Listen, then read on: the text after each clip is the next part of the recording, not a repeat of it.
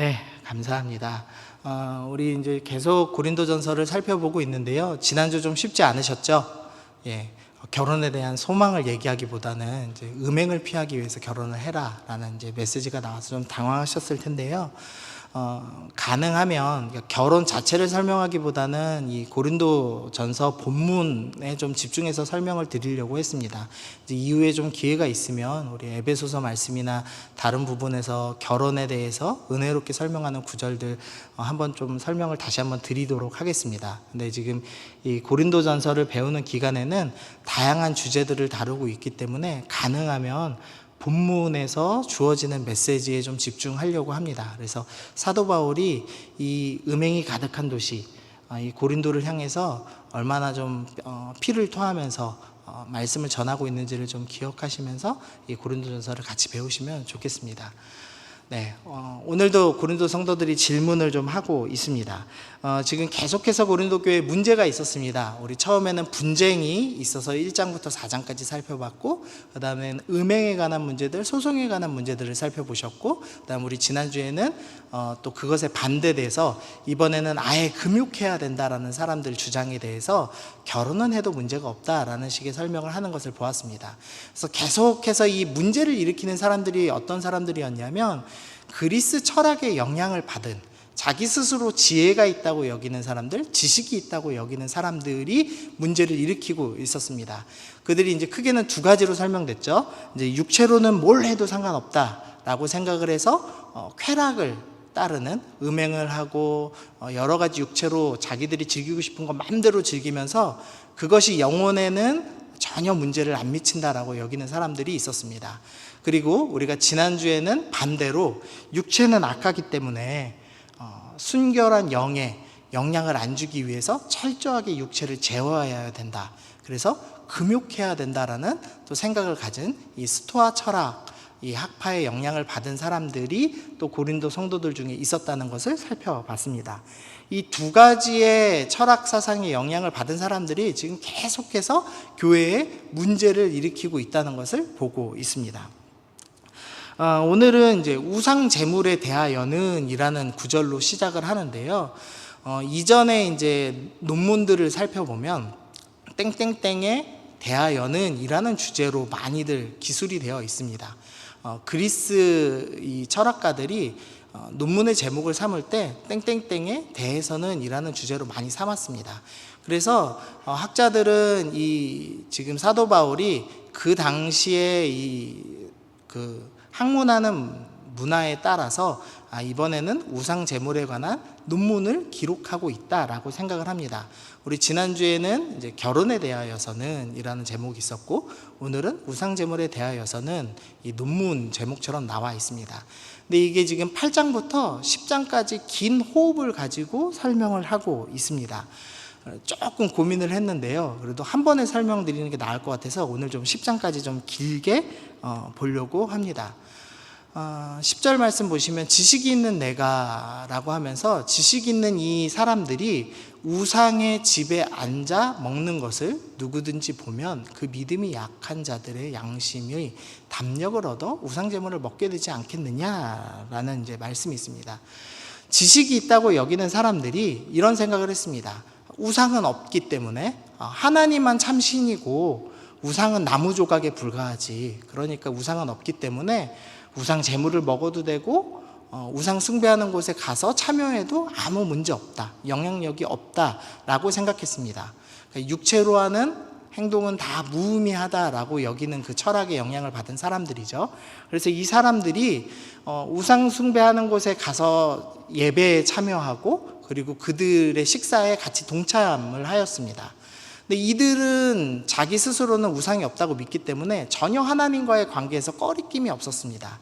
근데 문제는 약한 사람이라고 표현되는 사람들이 있었는데, 이 사람들은 스스로 믿음이 좋다고 여기는 사람들, 또 스스로 지혜롭다고 여기는 사람들, 그리스 철학을 꽤나 알고 있는 이 중직자들이 우상 제물 먹는 것을 보면서 마음이 약해졌습니다. 그러니까 믿음이 흔들리기 시작했고, 또 어떤 사람들은 이 지혜로운 사람들, 지식자들을 따라서 우상 제물을 같이 먹기도 했습니다. 그러면서 교회가 흔들리고 문제가 생기게 됐던 것입니다. 그래서 사도 바울은 2절에서 만일 누구든지 무엇을 아는 줄 생각하면 아직도 마땅히 알 것을 알지 못하는 것이다. 너희가 안다고 자꾸 주장하는데 사실 너희는 뭘 모르고 있다라고 이야기를 하면서 이 문제를 출발하고 있습니다. 그러니까 지식이 있다고 생각하는 사람들이 자꾸 오히려 문제를 일으키는 자로 지금 등장하고 있습니다. 이들에게는 겸손이 필요했던 거죠. 내가 안다고 스스로 착각하고 있지만 사실은 내가 복음의 진리를 잘 모르고 있고 아직도 부족한 사람이고 더 배워야 된다고 생각했어야 됐는데 그러지 못하고 있는 모습들을 봅니다. 교회는 늘 이게 좀 발언이 오해될 수도 있는데 좀 아는 사람들이 문제를 일으킵니다. 그러니까 초신자들이 와서 문제를 일으키는 경우는 드뭅니다. 보통 초신자들은 이렇게 생각하죠. 내가 뭘 몰라서 내가 성경을 잘 모르기 때문에 이건 내 잘못이야. 그러면서 어떻게 하든지 성경 말씀 앞에서 나를 교정하려고 하죠. 나는 부족해. 나는 죄인이야. 나는 아직 몰라서 그래. 이런 생각을 갖고 있기 때문에 초신자들은 문제를 잘 안 일으킵니다. 그런데 교회를 꽤나 다녔다는 사람들, 그러니까 우리로 따지면 순장쯤 되면 안수 집사, 장로, 권사님쯤 되면 문제를 일으키죠. 사실 교회의 가장 큰 문제를 일으키는 사람들은 안다고 스스로 생각하는 목사들이죠.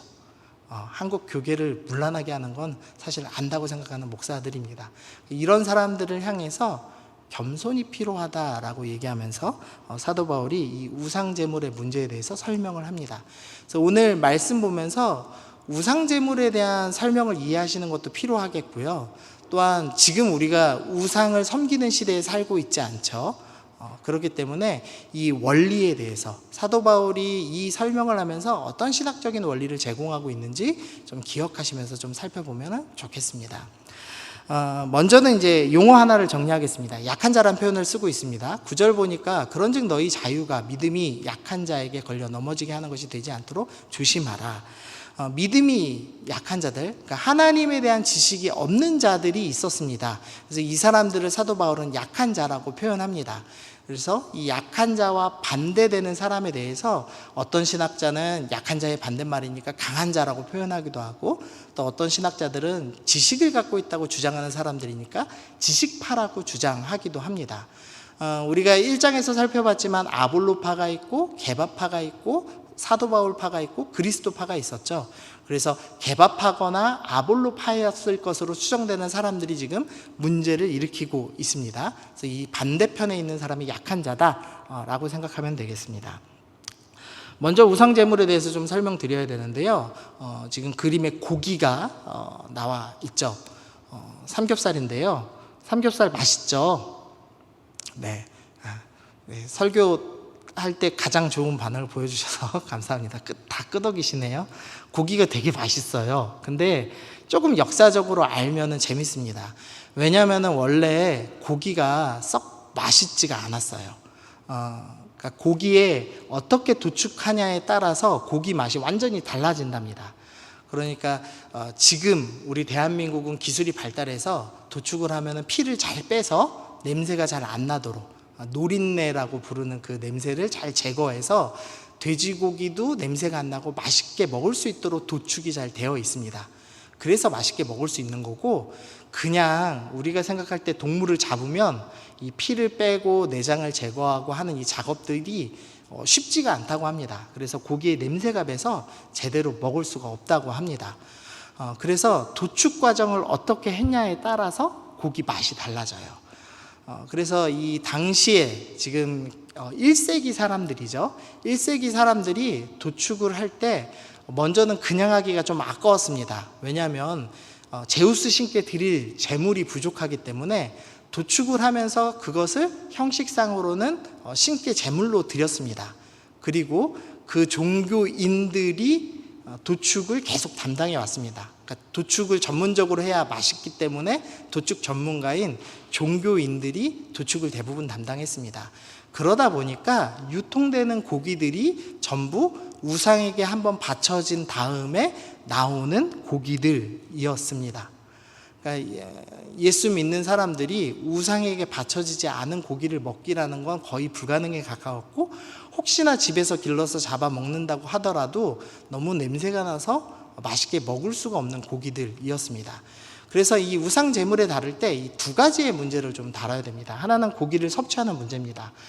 당시에는 고기 먹기가 되게 힘들었습니다. 그러니까 고기를 먹을 수 있는 여러 조건들은 우상 제물 바치는 그 제사 때 가서 얻어 먹는 것, 그게 이제 고기 먹기 제일 쉬운 방법이었습니다. 맛있는 고기를 먹을 수 있는 방법이었습니다. 그래서 고기를 섭취하는 데 좀 문제가 있었고, 또 하나는 사회생활할 때 좀 문제가 있었습니다. 이제 고기를 안 먹을 수가 없었던 게, 이 장사를 하려면 이제 소속된 길드에 가입을 해야 됩니다. 지금은 이 길드가 게임 용어가 돼가지고 헷갈리실 텐데, 원래는 이제 상인들 연합회였죠. 그래서 내가 뭐 예를 들면 채소를 판다 그러면 채소를 파는 상인들 길드에 가입을 했어야만 합니다. 근데 문제는 이 길드에서 자기 수호신들에게 제사를 드린 다음에 그 도축된 재물을 갖고 와서 고기를 서로 나눠 먹으면서 이 상인 연합회를 한 겁니다. 그러니까 장사를 하려면 반드시 길드에 가입해야 되고, 길드에 가입하려면 제사를 지내고 그들하고 같이 우상 제물을 먹을 수밖에 없는 문제가 하나 발생했습니다. 그리고 두 번째로, 고린도 도시는 2년에 한 번씩 올림픽과 비슷한 이스미안이라는 축제를 진행하는데, 이 경기 때에 이제 꽤나 힘이 있다는 사람들이 이제 우상에게 제물을 바치고 그 고기들을 시민들에게 나누어 주었습니다. 그래서 이때 경기에 같이 이제 관람을 하면서 식사를 해야지만 사회에 진출할 수 있고 공무원이 될 수가 있었습니다. 그러니까 사회 진출하기 위해서는 우상 제물을 먹어야지만 가능했다는 겁니다. 경제적인 활동을 하고 사회적으로 진출하기 위해서는 우상 제물을 먹을 수밖에 없는 문제가 있었습니다. 그래서 이 문제를 놓고 어떻게 하면 좋겠습니까? 라는 질문이 들어온 겁니다. 그리고 사도 바울이 이것에 대해서 이제 답을 해줄 겁니다. 먼저는 이제 고린도 성도들이 어떻게 반응했는지를 좀 살펴보겠습니다. 지식파들이 이렇게 반응하고 있는데요. 1절 말씀에 우리가 다 지식이 있습니다. 우리는 이미 우상제물에 대한 지식이 있습니다 라는 말로 출발합니다. 그러면서 2절에서 우리가 우상은 세상에 아무것도 아니며 또한 하나님은 한 분밖에 없는 줄 압니다. 그러니까 우상이라는 건 존재하지 않죠. 제우스 신이라는 건 실제하지 않는 것을 우리가 이미 성경을 통해서 말씀을 배웠습니다.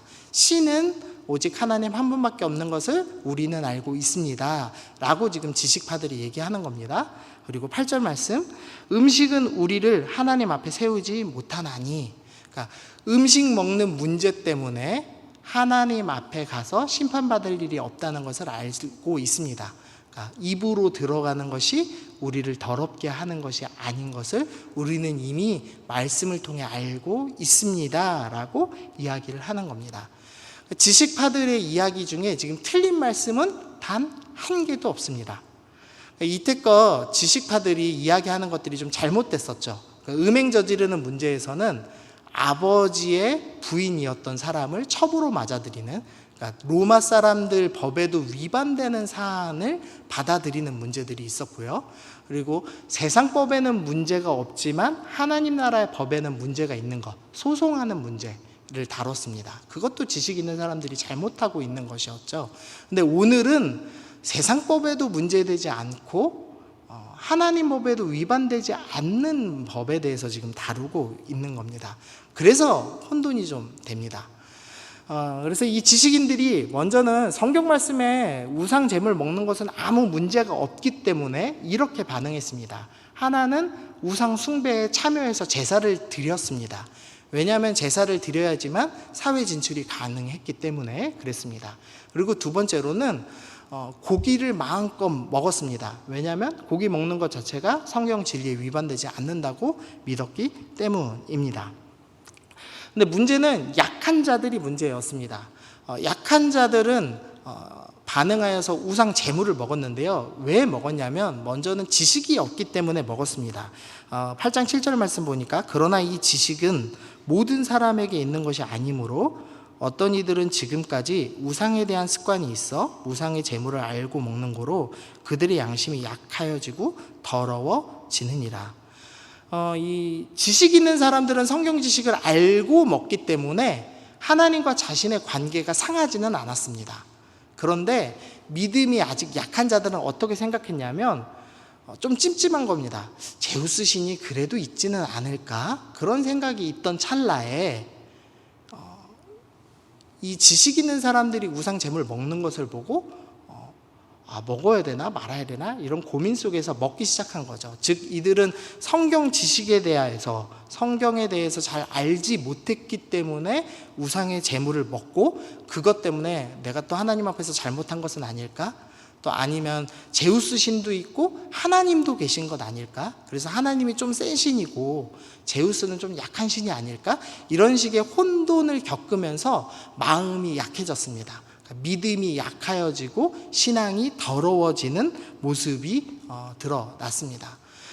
두 번째로는 지식파들 먹는 것을 따라서 똑같이 먹었습니다. 그러니까 비슷한 설명이죠. 그러니까 성경 지식이 없기 때문에 또는 중직자들이 먹는 것을 보고 따라 먹었기 때문에 결과적으로 믿음이 약해졌습니다.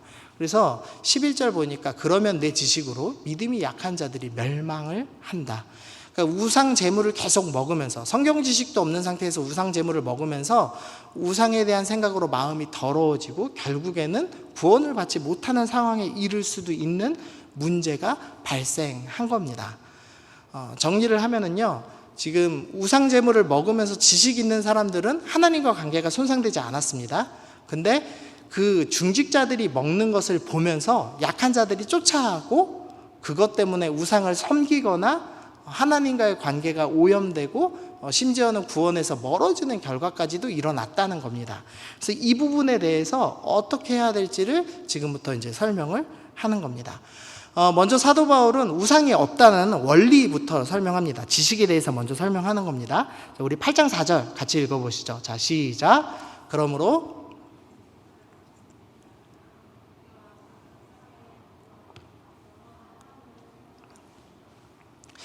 먼저 알아야 될 진리는 우상은 없습니다. 부처님 없습니다. 알라신 없습니다. 그러니까 마음 편하게 오직 하나님 한 분만 계시구나라는 것을 믿으시면 되겠습니다. 성경은 분명하게 우상은 나무 조각이고 돌 조각일 뿐이다. 그것들은 존재하지 않는다라고 설명을 합니다. 그러면서 하나님만 유일하신 분이십니다. 하나님 한 분만 유일하신 살아계신 신 하나님이십니다 라고 설명을 합니다. 이것까지 여러분들 잘 알고 있죠.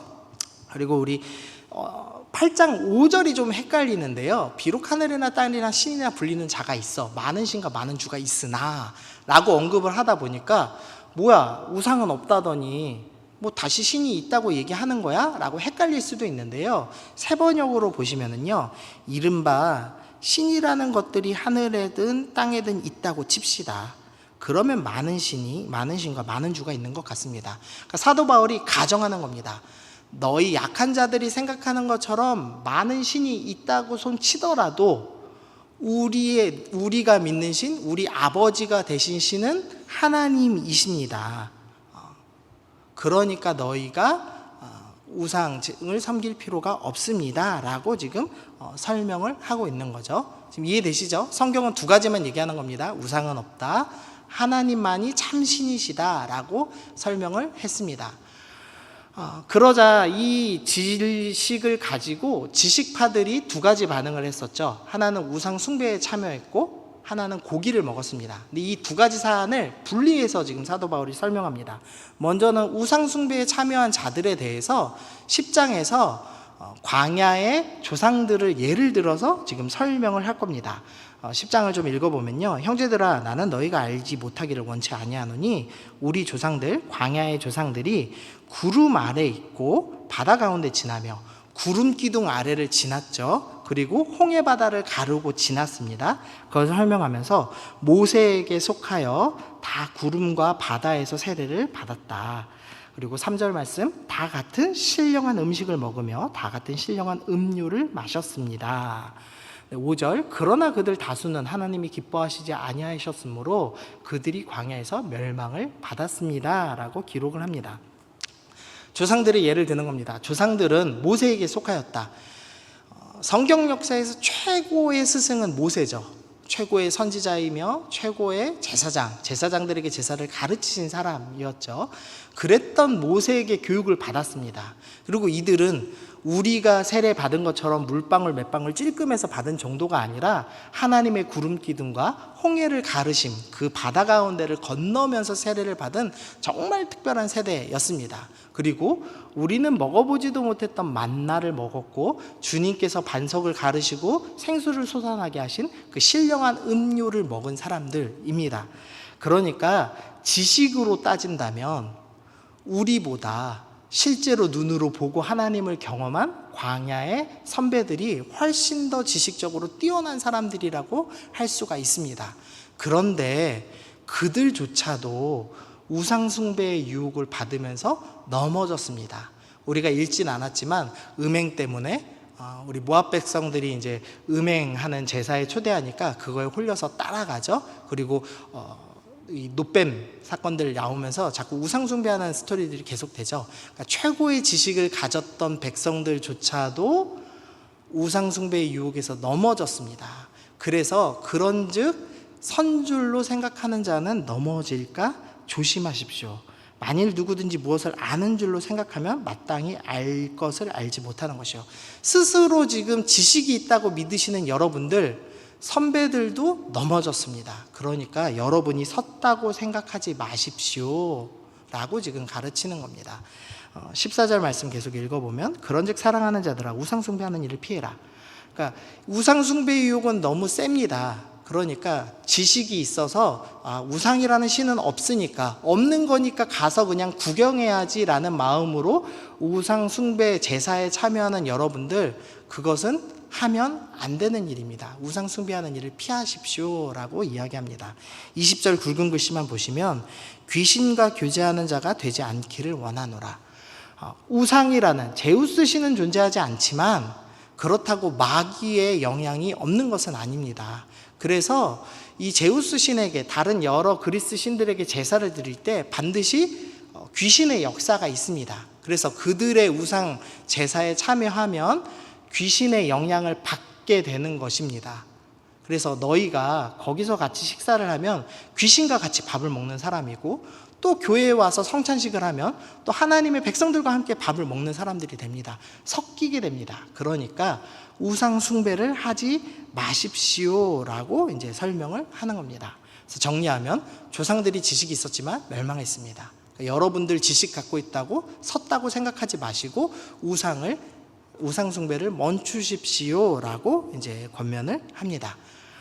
근데 이제 우상 숭배와 고기 먹는 문제는 좀 별개였죠. 고기 먹는 문제는 또 이렇게 권면합니다. 10장 25절인데요. 무릇 시장에서 파는 것은 양심을 위하여 묻지 말고 먹어라.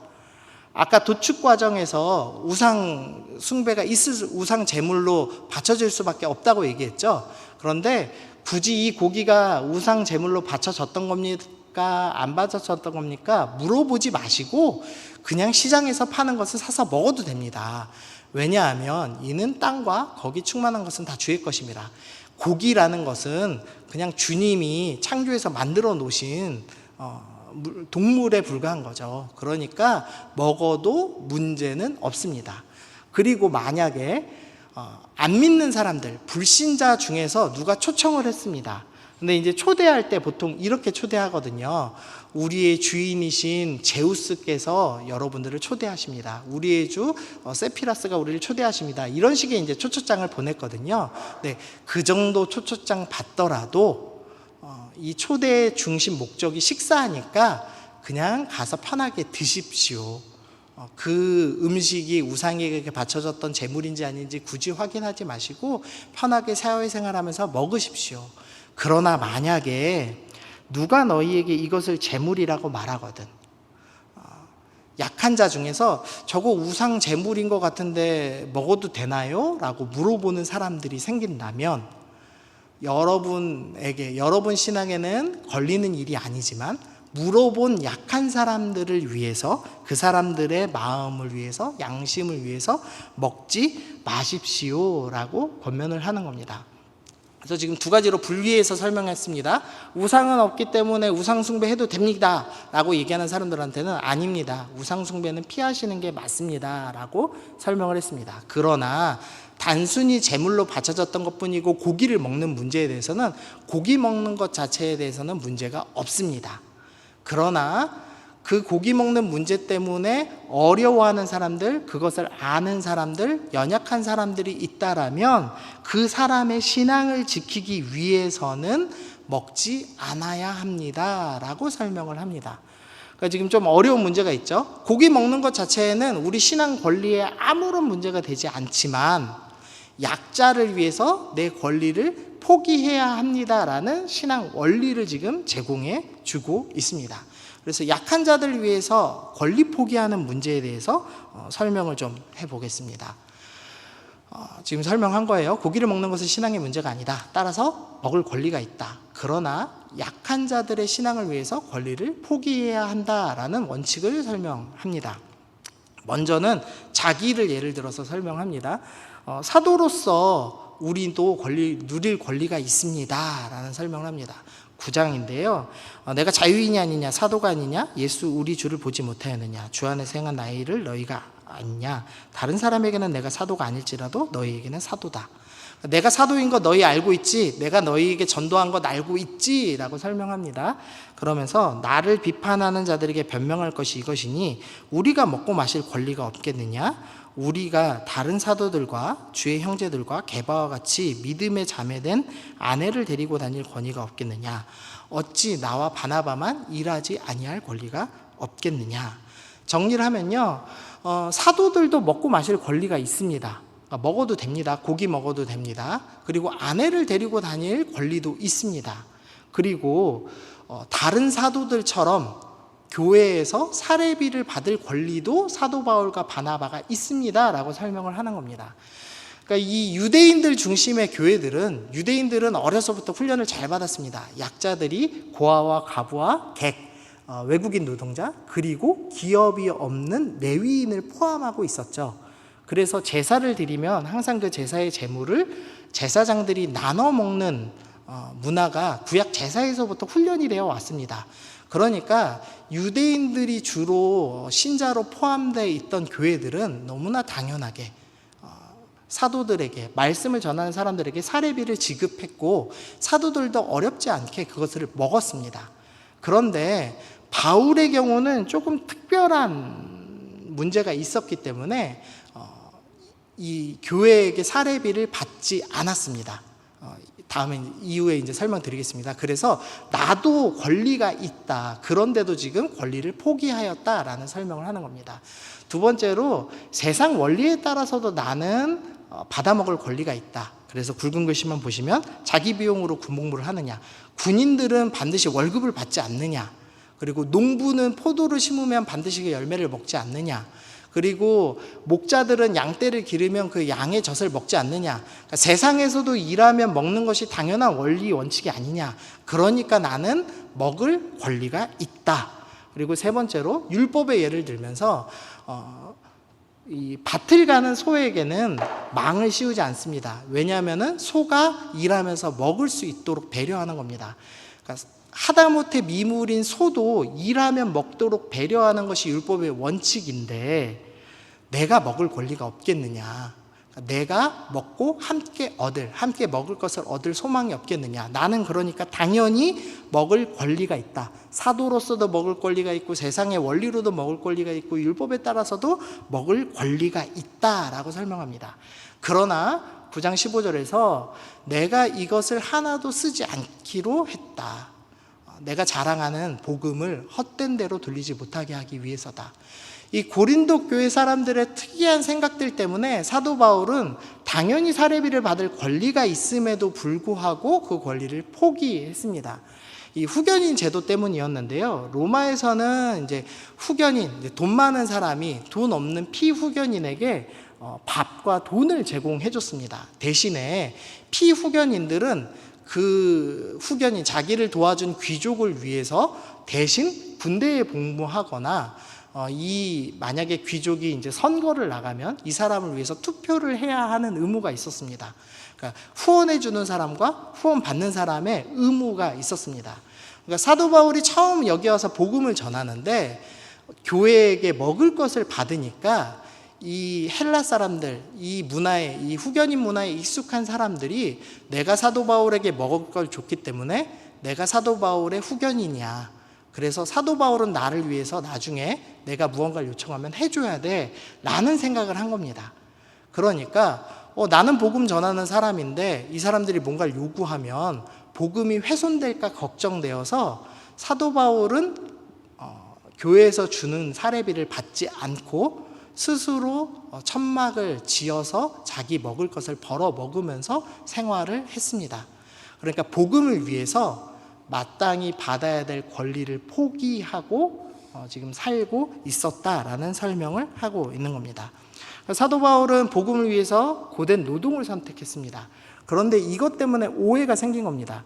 저 사람은 사례비를 안 받는 거 보니까 진짜 사도가 아니어서 뭔가 찔리는 부분이 있어서 사례비 안 받는 건 아닐까? 이런 생각을 하면서 사도 바울은 사도가 아니야라는 오해를 불러일으켰습니다. 그래서 사도 바울이 계속 서신서에서 내가 진짜 사도 맞거든 이러면서 변론을 하죠, 스스로. 그러니까 이런 모욕을 받고 이런 오해를 받을 위험이 있음에도 불구하고 복음을 훼손될까 염려하여서 권리를 포기하고 자기는 사례비를 받지 않겠다라고 결심을 한 겁니다. 그러니까 사도 바울이 지금 설명하는 거죠. 너희가 고기 먹을 당연한 권리가 있다. 그러나 약한 사람들이 혹시나 오해해서 믿음이 연약해진다면 먹지 말아야 된다. 나를 봐라. 나도 사례비를 받을 권리가 있다. 사회적으로 볼 때도 율법적으로 볼 때도 당연한 권리가 있지만 너희 약한 자들이 오해할까 봐 내가 포기하지 않았느냐. 그러니까 너희도 이렇게 포기해야 합니다. 라고 설명을 하죠. 그러면서 고린도 사람들이 익숙한 이 운동 경기로 예를 듭니다. 24절입니다. 운동장에서 다른 죄를 하는 자들이 다 달릴지라도 오직 상을 받는 자는 한 사람인 줄 너희가 알지 못하느냐. 달리기 선수가 상을 한 명만 받는 걸 알지 못하느냐. 그러면서 그 달리기 하는 선수들은, 자, 읽어보시죠. 25절 시작. 이기기를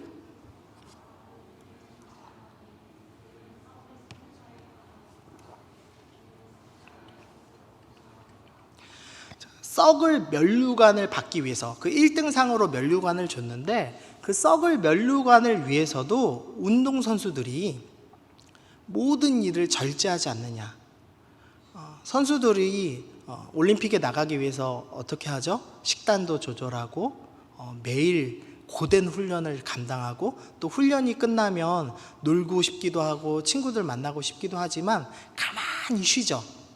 그 손흥민 선수가 자기가 가장 자랑하는 게 뭐냐라고 얘기했더니 자기는 10시 전에 반드시 잡니다 라는 얘기를 하더라고요. 그러니까 자기의 컨디션을, 운동선수로서 최상의 컨디션을 유지하기 위해서 선수 생활을 하면서 한 번도 10시를 넘긴 적이 없답니다. 그러니까 그렇게 자기를 절제하는 거죠. 네, 그런 얘기를 하는 겁니다. 운동선수들도 절제를 하는데 우리는 영원한 면류관, 영원한 상을 받을 사람들이 아니냐. 그러니까 우리가 당연히 받아야 될 그 권리, 당연히 누려야 될 권리를 절제하는 것은 마땅한 일이다 라고 설명하는 겁니다. 그래서 설명하는 거죠. 너희 영원한 상을 위해서 당연히 해도 되는 그 권리들을 포기하는 것이 맞다라고 설명을 하는 겁니다. 그리고 두 번째로는 예수님을 생각하면서 너희가 권리를 포기하는 것이 맞다라는 설명을 합니다. 11절 그러면 내 지식으로 그 믿음이 약한 자가 멸망하나니 그는 그리스도께서 위하여 죽으신 형제라. 12절 이와 같이 너희가 형제에게 죄를 지어 그 약한 양심을 상하게 하는 것이 곧 그리스도에게 죄를 짓는 것이니라. 예수님은 이 땅에 오셔서 우리와 함께 하셨죠. 우리가 읽지 않았지만 8장에서 주님께서는 하나님처럼 창조주이시고 만물이 그로부터 말미암았다라는 표현을 합니다. 예수님은 창조주 하나님이시기 때문에 하늘에 계셔야 되는 마땅한 권리가 있는 분입니다. 그런데 이 약한 우리를 위해서 어떻게 하셨냐면 이 당연한 권리를 포기하시고 이 땅에 육신을 입고 오셨습니다. 그리고 십자가에 달려 죽으심으로써 우리를 구원해 주셨죠.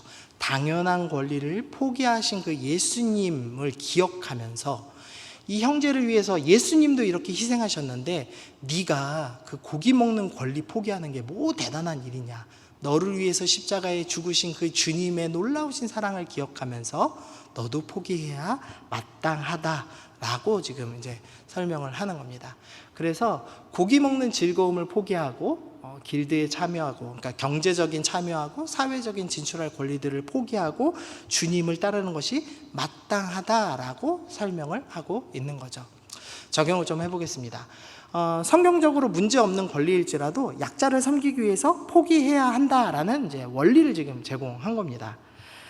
예전 이제 90년대 목사님들 예를 좀 들어보겠는데요. 제가 이제 90년대 다녔던 교회 목사님이 그 노래를 되게 좋아하셨어요. 그래서 노래방을 가고 싶으셨는데 그때 당시 이제 노래방 되게 인기였거든요. 근데 그 교회가 지하 1층이 노래방이고 2, 3, 4층이 교회였거든요. 그러니까 쉽게 갈 수가 있는 거예요. 근데 노래방에 갔다가 성도들이 보고 구설수에 한번 올랐습니다. 어떻게 목사가 노래방을 갈 수 있어? 지금은 이해 안 되시죠? 제가 노래방 가도 여러분 정죄하지 않으시잖아요. 제가 게임에도 정죄하지 않으시죠? 네, 저희 집에 플스4 있습니다. 예, 김명영 목사님께 주고 15만 원에 산 플스4가 있어요. 가끔 제가 축구 게임 하거든요. 지금은 여러분들의 이제 성경 지식이 이제 넓어져서 목사들이 노래방 가고 게임 그런 거 좀 할 수 있지 생각을 하죠. 중독되지만 않으면 해도 되지 생각하지만 90년대만 해도 그게 용납이 안 됐어요. 그래서 그 목사님이 꾹 참고 1년에 한 번 휴가 갈 때 자기 고향 부산에 가서 그때 가서 노래방 가시고 그때 가서 그 형 장로님, 동생 장로님 그리고 자기 목사님 셋이 모여서 고스톱 치고 오시고 그랬습니다. 그러니까 약한 자들의 마음을 상하지 않기 위해서 그들이 보지 않는 곳에서 즐겼던 거죠. 예전에 이제 음악도 좀 그랬거든요. 이제 세상 음악 들으면 목사들이 많이 이렇게 저 목사는 뭔가 문제 있어 이런 생각을 했어요. 그래서 팝송을 듣는다거나 아니면 뭐 트로트를 듣는다거나 이런 거 용납 안 됐습니다. 근데 지금은 여러분들 신경 안 쓰시죠? 제가 카페 음악 듣던 뭐 트로트 그 미스 트롯을 들어도 여러분 별로 정죄감 안 느끼시죠? 시대가 변하면서 이제 성경에 대한 지식이 늘면서 생긴 거죠. 근데 이전의 목사님들은 똑같은 성경 지식으로 이게 문제 안 된다는 걸 알고 있음에도 불구하고 약자들을 위해서 자기의 권리를 제한했습니다.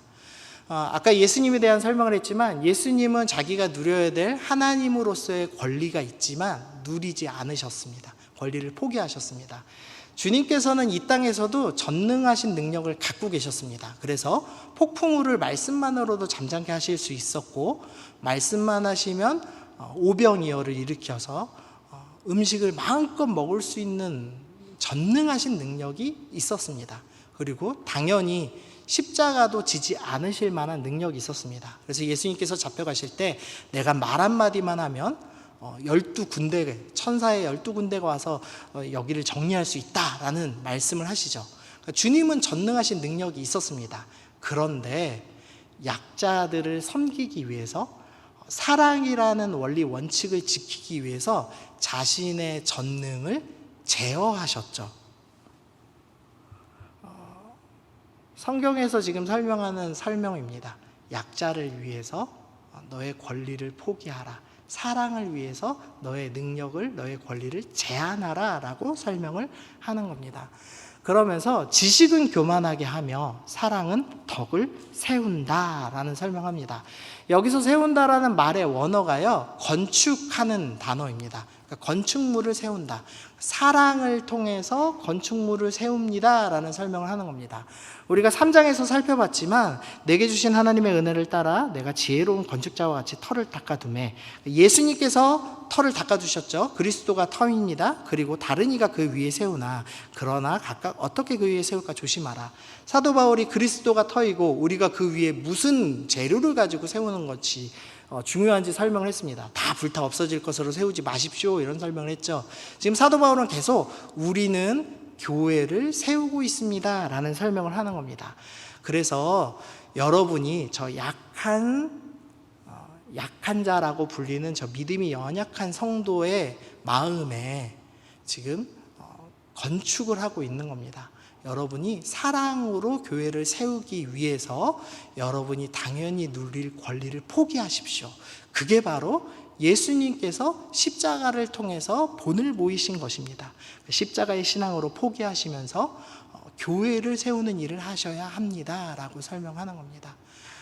우리가 예수님을 진짜 믿는 사람이라면 세상에서도 허용되지 않는 법, 그 음행으로 설명했죠. 그 법 당연히 버리셔야 됩니다. 그리고 세상에서 잘못된 문제들이 있다면 교회 내에서 처벌하셔야 됩니다 라는 설명했고, 세상에서는 잘못이 아닐지라도 교회 성경에서는 법이 잘못됐다고 얘기하면 그것도 제어하셔야 됩니다. 그리고 이제는 더 깊이 있게 그걸 넘어서 맞습니다. 여러분들이 당연한 권리가 있고 먹어도 문제없는 일입니다. 그럴지라도 약한 자들의 믿음이 흔들리는 일이 있다면 그 약한 자를 위해서 여러분의 당연한 권리까지도 제어하십시오. 그게 바로 우리가 계속해서 얘기하는 복음의 핵심 십자가입니다 라고 설명을 하고 있는 겁니다. 정리해 보겠습니다. 지식이 있다고 하는 자들이 오히려 교회 안에서 문제를 만들어내고 있었습니다. 그래서 먼저 적용해야 될 것은 여러분들 중에 순장들, 중직자들이 있다면 내가 안다고 생각하는 혹시나 교만한 마음이 있다면 그 교만한 마음들이 오히려 교회를 망가뜨리는구나. 그러니까 내가 늘 겸손해야 되겠다라는 생각을 좀 하셔야 되겠습니다. 두 번째로 여러분들 중에 스스로 약한 자, 스스로 성경 지식이 없는 사람이라면, 그래서 우상숭배의 유혹이나 세상 여러 가지들에 대해서 성경이 뭐라고 얘기하는지를 몰라서 넘어지고 있다라면 바른 지식을 가져야 합니다. 그래서 하나님, 내가 주님 안에서 바른 지식을 갖기 원합니다 라는 생각을 하셔야 되겠습니다. 그리고 세 번째로 내가 바른 지식을 좀 알고 있는 사람들이라면 사도 바울이 영원한 상을 바라보면서 자신이 당연히 받아야 될 사례비까지 포기하고 고된 노동을 선택했던 것처럼, 모욕당했던 것처럼 나도 포기하고 절제하겠습니다.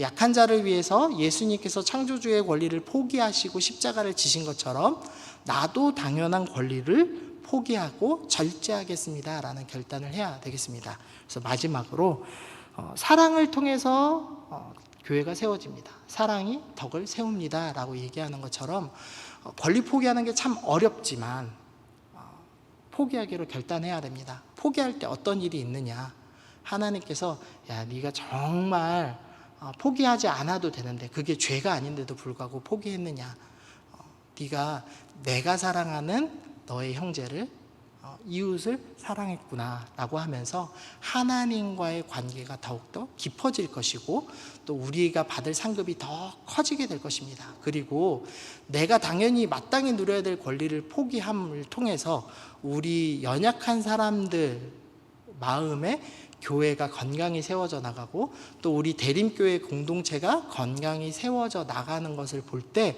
우리 안에 주님께서 느끼셨던, 십자가를 달리시면서 경험하셨던 그 즐거움, 그것을 우리가 같이 경험하게 될 것입니다.